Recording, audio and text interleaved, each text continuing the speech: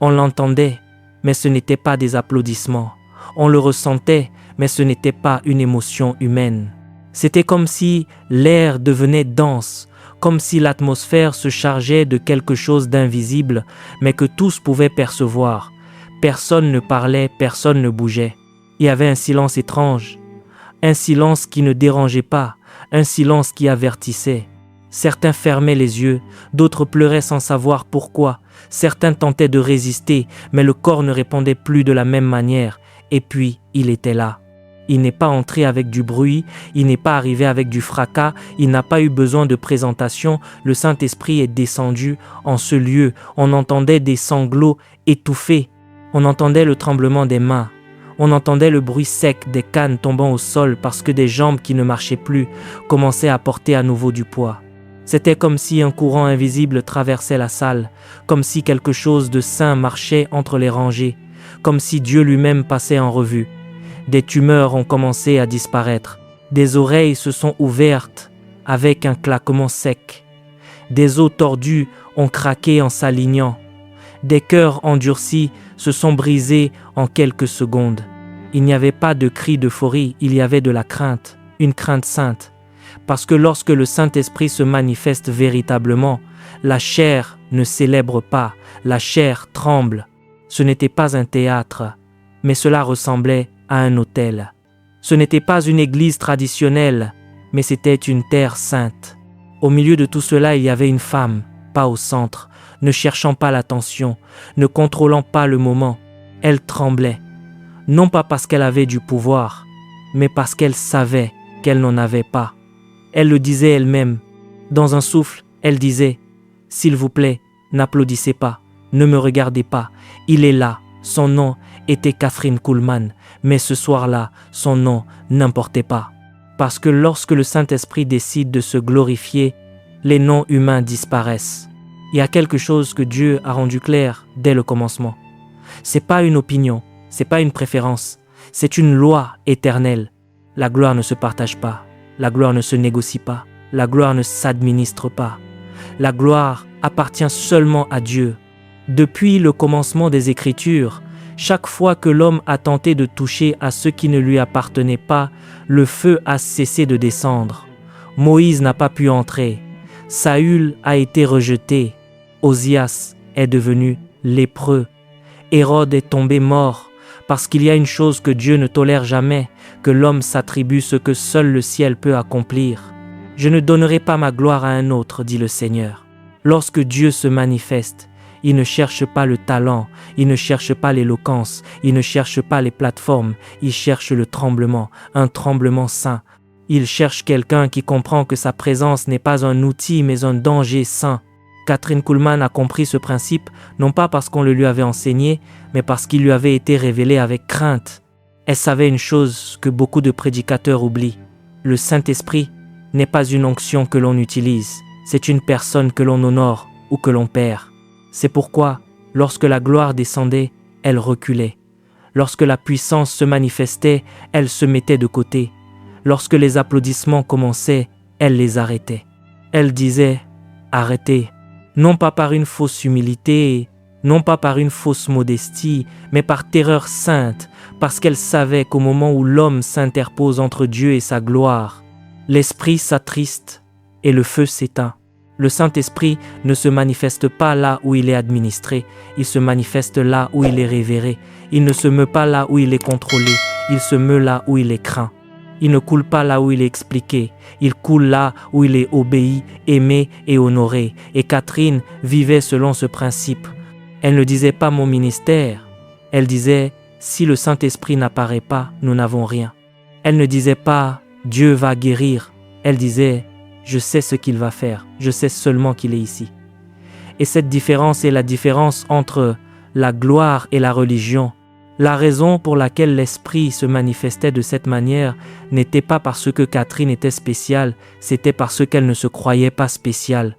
Dieu n'oint pas celui qui veut être vu. Dieu oint celui qui est prêt à disparaître. Il n'oint pas celui qui cherche un nom, il oint celui qui veille sur son nom.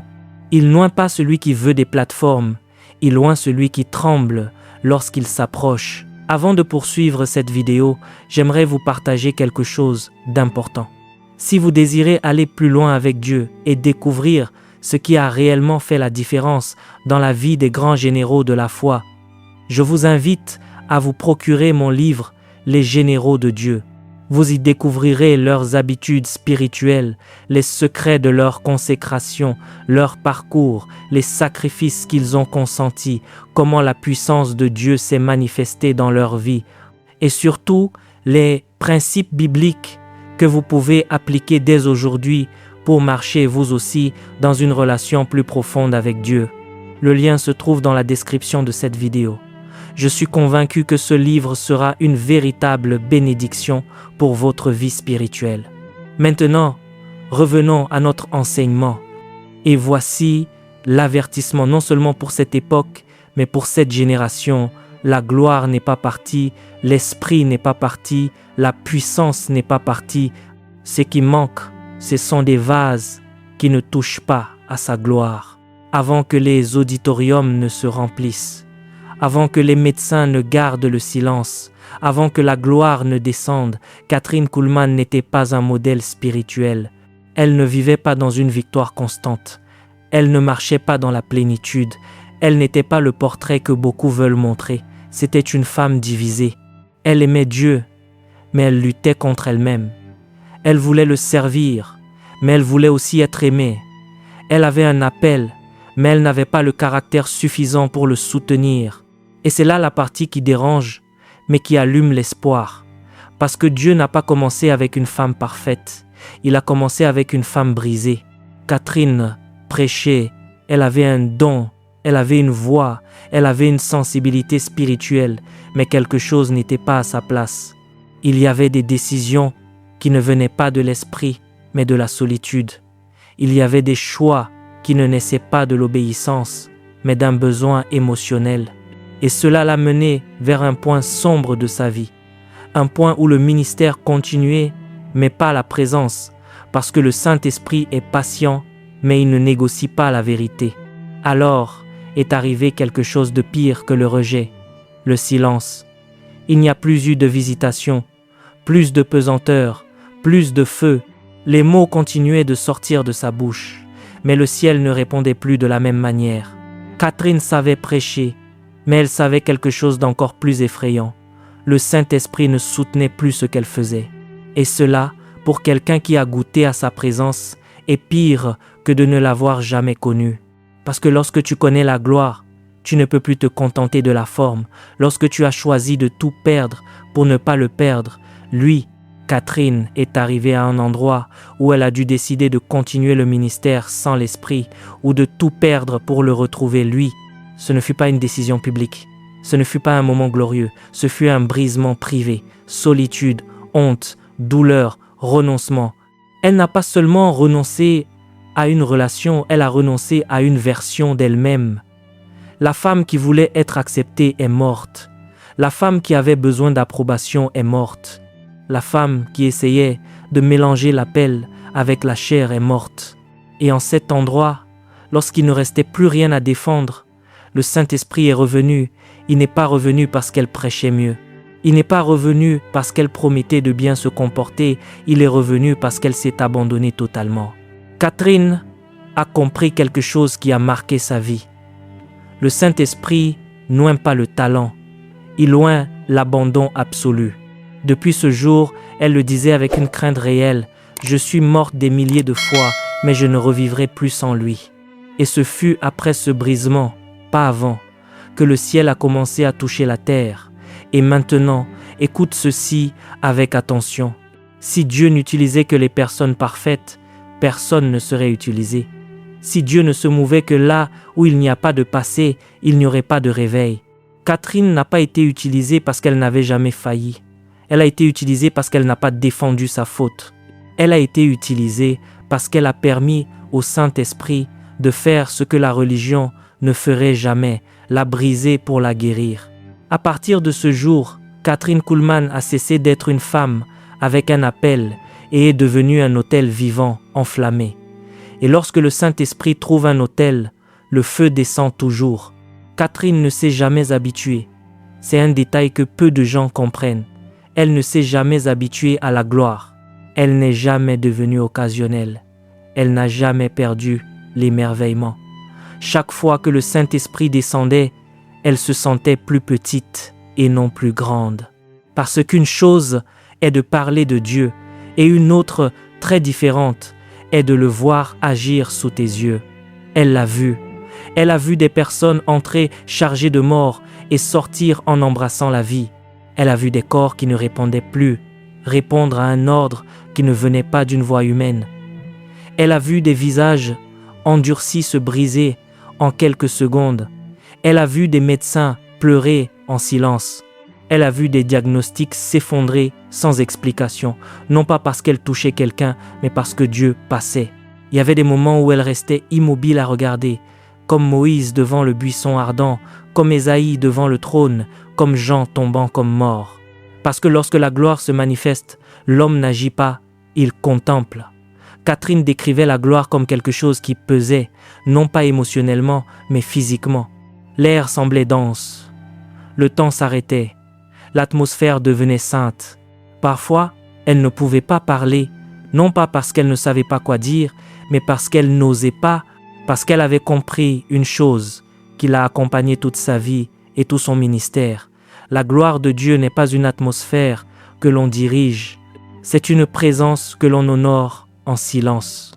Et là, au milieu de miracles que d'autres rêvaient de vivre, Catherine se sentait indigne, non par fausse humilité, mais parce qu'elle comprenait la distance infinie entre un Dieu saint et un vase humain. Il y a eu des moments, selon ceux qui étaient proches d'elle, où elle pleurait après, pas pendant, mais après. Non pas par fatigue, non pas par émotion, mais par saisissement, parce qu'elle savait qu'elle était témoin de quelque chose que beaucoup de prédicateurs prêchent, mais que peu voient. Elle ne se sentait pas puissante, elle se sentait exposée, comme si Dieu disait « Je te laisse regarder, mais rappelle-toi qui tu es ». Et cela l'a menée à une décision radicale, disparaître pour pouvoir demeurer. Catherine a compris que voir la gloire implique un prix constant. Il ne suffit pas de s'être abandonné une fois, il fallait s'abandonner chaque jour. Chaque applaudissement était une menace, chaque reconnaissance était un risque, chaque miracle était une tentation. Et elle a choisi ce que peu choisissent, tout donner pour ne toucher à rien. Elle a donné son nom, elle a donné son image, elle a donné son droit de s'expliquer, elle a donné son besoin d'approbation, parce qu'elle savait que le jour où elle tenterait de s'approprier ce qui n'appartenait qu'à Dieu, le ciel se fermerait, la personne du Saint-Esprit se retirerait, ferait silence, et elle l'aimait tellement le Dieu vivant, elle aimait tellement le Dieu véritable, qu'elle a décidé de tout donner pour cet amour. Et maintenant, écoute ceci, non pas comme un spectateur, mais comme quelqu'un qui est appelé. Catherine n'a pas été spéciale, elle a été obéissante. Elle n'a pas été forte, elle s'est abandonnée. Elle n'a pas été digne, elle a été brisée. Et si Dieu a permis qu'une femme avec des fautes, avec un passé, avec des péchés, avec des blessures profondes, voit sa gloire de cette manière, alors toi qui m'écoutes, tu n'es pas écarté. La seule chose que Dieu continue de chercher, ce ne sont pas des talents, ce ne sont pas des plateformes, ce sont des personnes disposées à dire « Seigneur, je préfère disparaître pourvu que tu demeures. » Voir la gloire a été un privilège, la porter a été une charge. Catherine l'a compris très tôt. La gloire ne t'élève pas, elle t'écrase, à moins que tu n'aies Dieu. Elle ne te fait pas te sentir important. Elle te rappelle chaque jour combien tu es petit. Parce qu'après avoir vu ce que Dieu peut faire, tu ne peux plus vivre comme avant, tu ne peux plus parler comme avant, tu ne peux plus décider comme avant. Chaque jour devient un examen silencieux, non pas devant les gens, mais devant le Saint-Esprit. Catherine vivait avec une conscience constante. S'il s'en va, je n'ai rien. Pas de puissance, pas d'onction, pas de ministère, rien, absolument rien. Il était véritablement son tout.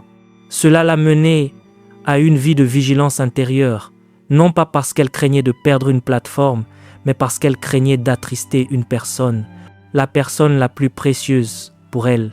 Le Saint-Esprit n'était pas pour elle une force impersonnelle, c'était quelqu'un qui pouvait souffrir, quelqu'un qui pouvait se taire, quelqu'un qui pouvait se retirer.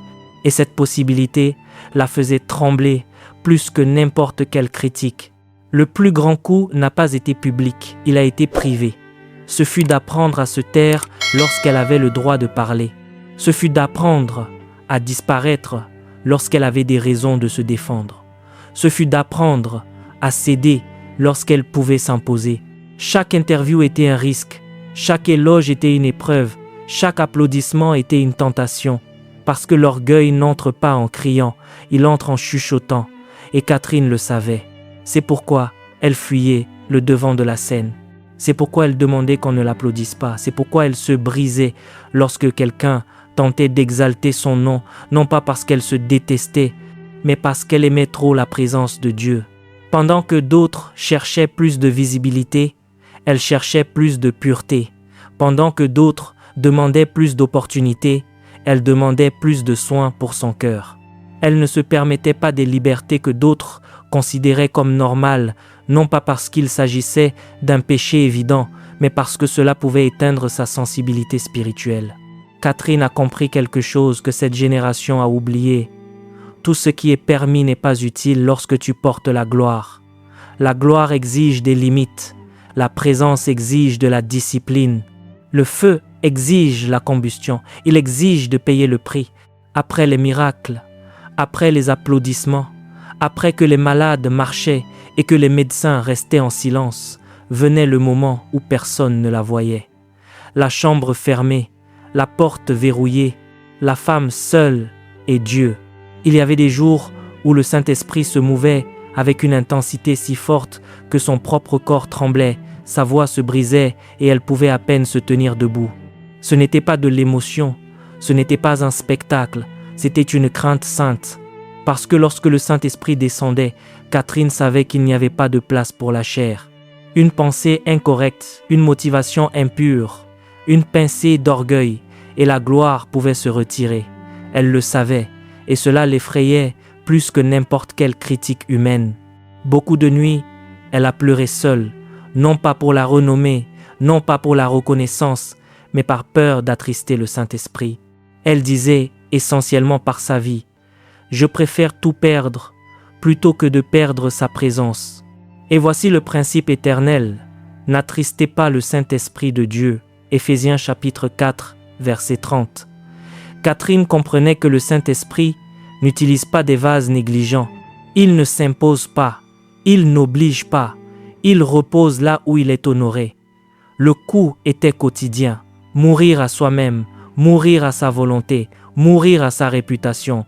Il y a eu des décisions qui l'ont brisé de l'intérieur, des renoncements que personne n'a applaudis, des sacrifices qui ne sont pas parus dans les titres, mais chaque fois qu'elle choisissait d'obéir, quelque chose pouvait brûler en son sein, parce que le Saint-Esprit ne cherche pas la perfection, il cherche l'abandon. Dieu résiste aux orgueilleux, mais il donne sa grâce aux humbles. Jacques chapitre 4, verset 6. Et elle s'est faite petite pour qu'il soit grand. Plus elle se sentait petite, plus Dieu se manifestait grand. Plus elle se reconnaissait vide, plus le ciel descendait rempli. C'était le prix à payer pour porter la gloire. Vivre constamment consciente que sans lui, elle n'était rien. C'est ici que le message devient dérangeant, parce que beaucoup veulent la puissance qu'elle a eue, mais peu veulent la vie qu'elle a vécue. Beaucoup veulent voir des miracles, mais ne veulent pas en payer le prix. Beaucoup veulent que Dieu les utilise, but ne veulent pas être brisés. Catherine a compris une chose qui n'est presque plus prêchée aujourd'hui. La gloire de Dieu ne s'exhibe pas. Elle s'administre avec crainte et cette crainte l'a maintenue vivante spirituellement. Ce n'était pas un programme, ce n'était pas un agenda, ce n'était pas un ordre liturgique. Lorsque le Saint-Esprit arrivait, tout le reste était suspendu. Il y avait des réunions où Catherine disait à peine quelques mots, d'autres où elle restait totalement en silence. Et ce silence n'était pas vide, c'était la présence. Cela se sentait dans l'air, on aurait pu le couper avec un couteau. Les gens cessaient de bouger, les murmures s'arrêtaient, les placiers s'arrêtaient net, quelque chose avait changé. Ce n'était pas de la suggestion, ce n'était pas une émotion collective, c'était la prise de conscience soudaine que quelqu'un était entré dans le lieu. Catherine n'essayait pas de contrôler ce moment, Elle reculait littéralement. Elle faisait un pas en arrière, baissait la tête et d'une voix tremblante disait souvent « Saint-Esprit, tu es le bienvenu ». Et lorsqu'il prenait le contrôle, les règles humaines cessaient de s'appliquer. Il y avait des personnes qui tombaient au sol sans que personne ne les touche. D'autres commençaient à pleurer sans comprendre pourquoi. Certains ressentaient du feu dans leur corps comme si cela brûlait. D'autres une paix si profonde qu'ils ne pouvaient pas parler.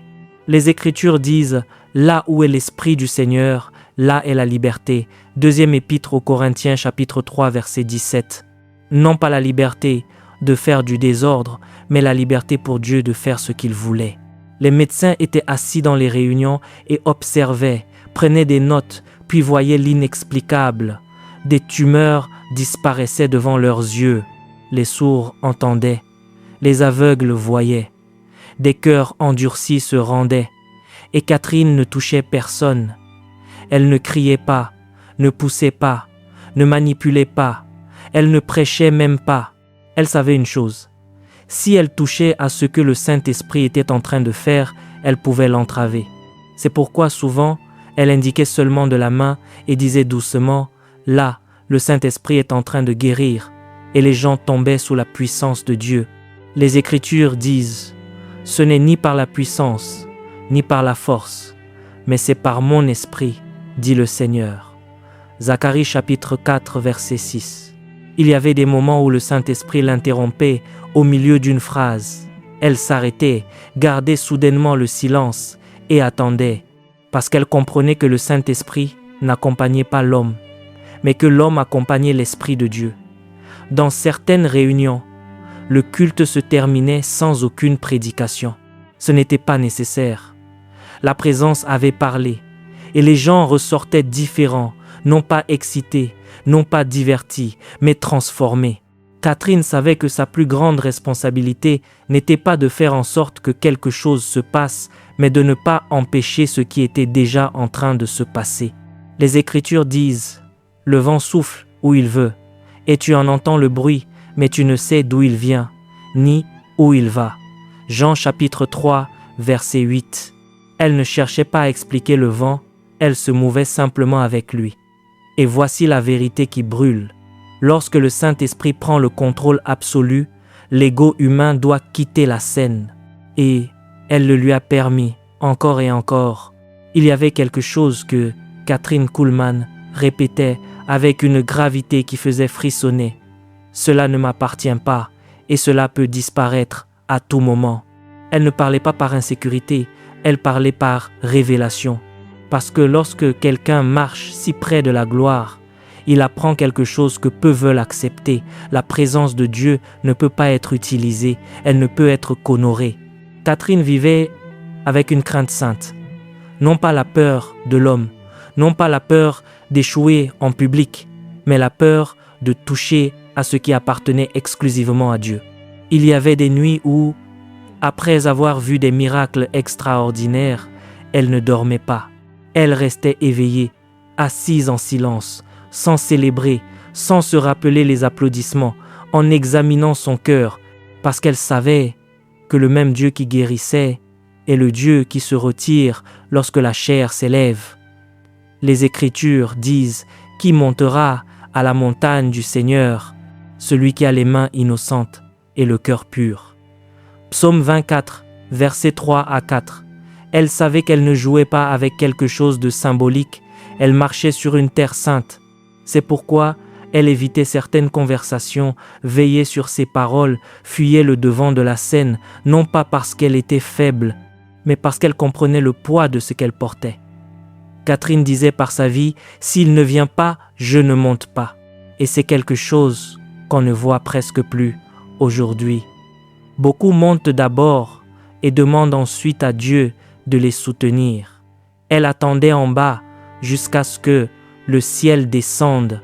Les Écritures disent « Le Seigneur est dans son saint temple, que toute la terre taise devant lui. » Habacuc chapitre 2, verset 20. Il y avait des réunions où les gens s'attendaient à ce qu'elle fasse quelque chose, mais elle s'arrêtait. Elle se taisait parce qu'elle avait appris que parler lorsque Dieu se tait est une irrévérence. Et voici l'avertissement qui traverse les générations.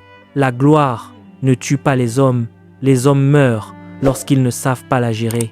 Elle avait vu des ministres tomber, elle avait vu des onctions s'éteindre, elle avait vu des dons opérer sans la présence, et cela la brisait. C'est pourquoi elle préférait disparaître. C'est pourquoi elle disait « Ne regardez pas Catherine, regardez ce qu'il est en train de faire. » Les Écritures disent « Je ne donnerai pas ma gloire à un autre. » Ésaïe chapitre 42, verset 8. Ce verset n'était pas une menace pour elle, c'était une boussole. Ici, le message devient personnel, inévitablement personnel, parce que le Saint-Esprit demeure le même, la gloire demeure réelle, la puissance demeure disponible. La question n'est pas de savoir si Dieu veut se manifester. La question est, y a-t-il des vases qui ne veulent pas toucher à sa gloire pour eux-mêmes? Catherine a vécu en sachant qu'elle pouvait tout perdre, et elle a pourtant choisi d'obéir, ce qui l'a maintenue vivante spirituellement jusqu'à la fin. La gloire attire les foules, sans aucun doute, mais le prix se paie dans la solitude. Peu en ont parlé, presque personne ne l'a vu, mais c'était réel.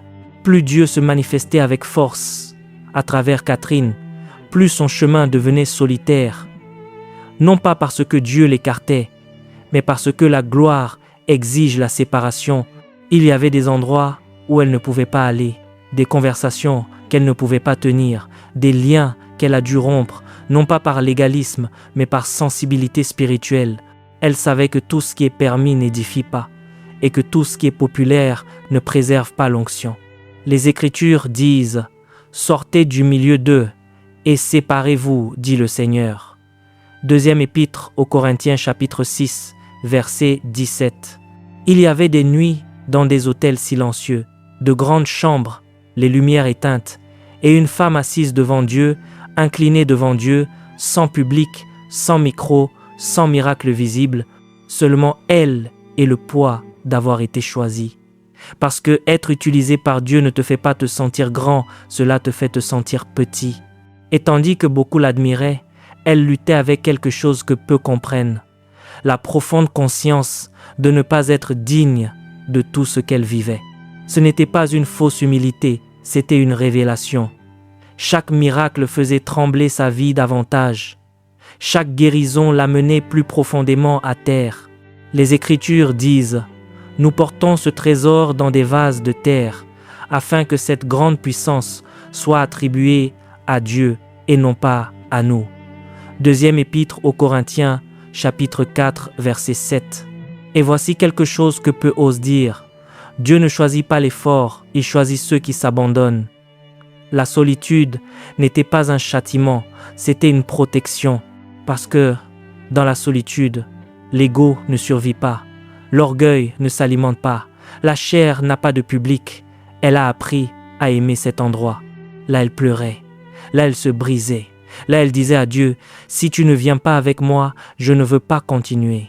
Si ta présence ne marche pas avec moi, ne nous fais pas partir d'ici. » Exode chapitre 33, verset 15. C'était sa prière silencieuse. Et c'est ici que l'auditeur commence à se voir reflété.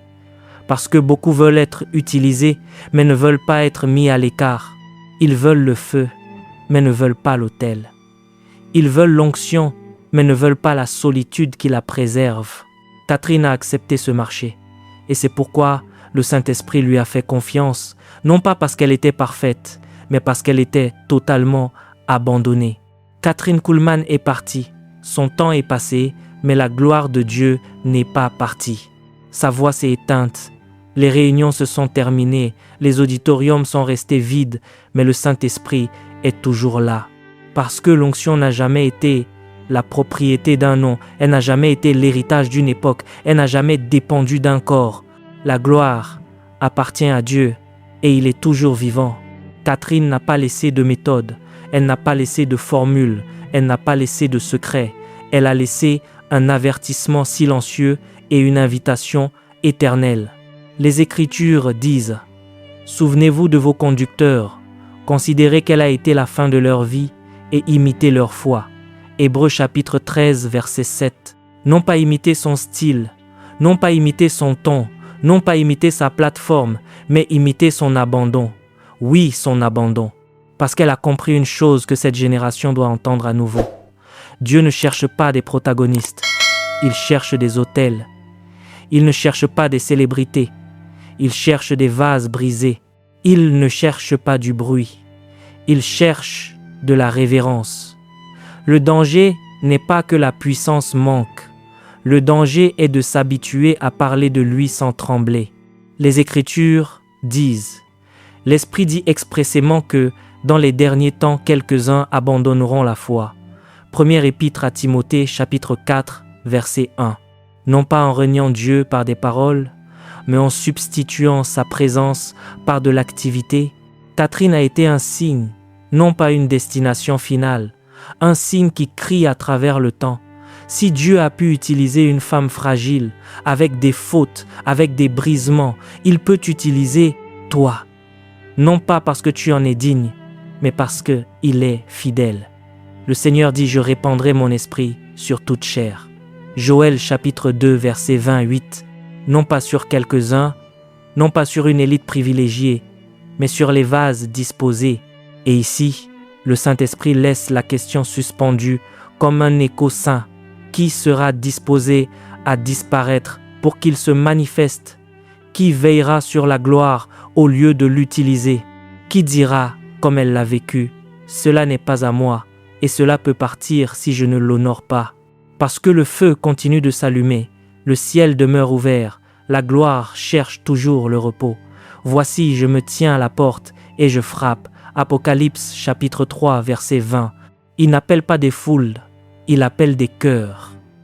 Catherine a répondu, a payé le prix, s'est faite petite, et c'est pour cela que Dieu a été grand dans sa vie.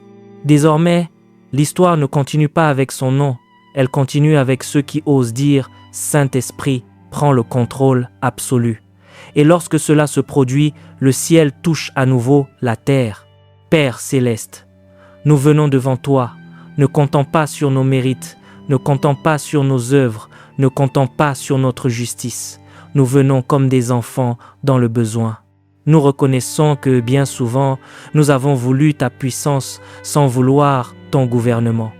Nous avons parlé de toi sans trembler devant ta présence. Aujourd'hui, nous nous arrêtons. Aujourd'hui, nous faisons taire notre âme. Aujourd'hui, nous ouvrons notre cœur. Seigneur, tu connais notre condition, tu sais que nous sommes fragiles, que nous sommes poussière, que nous sommes des vases de terre, mais nous savons aussi une chose, tu es un bon Père. Et comme il est écrit, si donc, méchants comme vous l'êtes, vous savez donner de bonnes choses à vos enfants, à combien plus forte raison le Père Céleste donnera-t-il le Saint-Esprit à ceux qui le lui demandent? Luc chapitre 11, verset 13. C'est pourquoi, Seigneur, aujourd'hui, nous ne demandons pas des choses, pas de renommée, pas de plateforme. Nous demandons ton Saint-Esprit.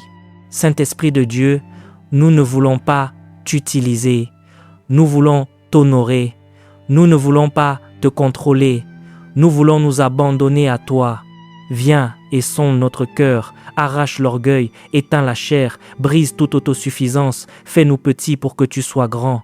S'il y a quelque chose qui attriste ta présence, montre-le. S'il y a quelque chose qui entrave ton action, enlève-le, Seigneur. Nous préférons tout perdre plutôt que de te perdre, toi. Père, fais de nous des vases meurtris, des vases sensibles, des vases abandonnés. Nous ne demandons pas à être vus, nous demandons à être habités. Nous ne demandons pas qu'on se souvienne de nous, nous demandons que ta gloire repose. Donne-nous ton Saint-Esprit, emmène-nous plus profondément, apprends-nous à trembler à nouveau, que nous ne nous habituions pas à ta présence, que nous ne trivialisions pas ta gloire, que nous ne négocions pas ton feu. Nous voici, Seigneur, vides, disponibles, abandonnés.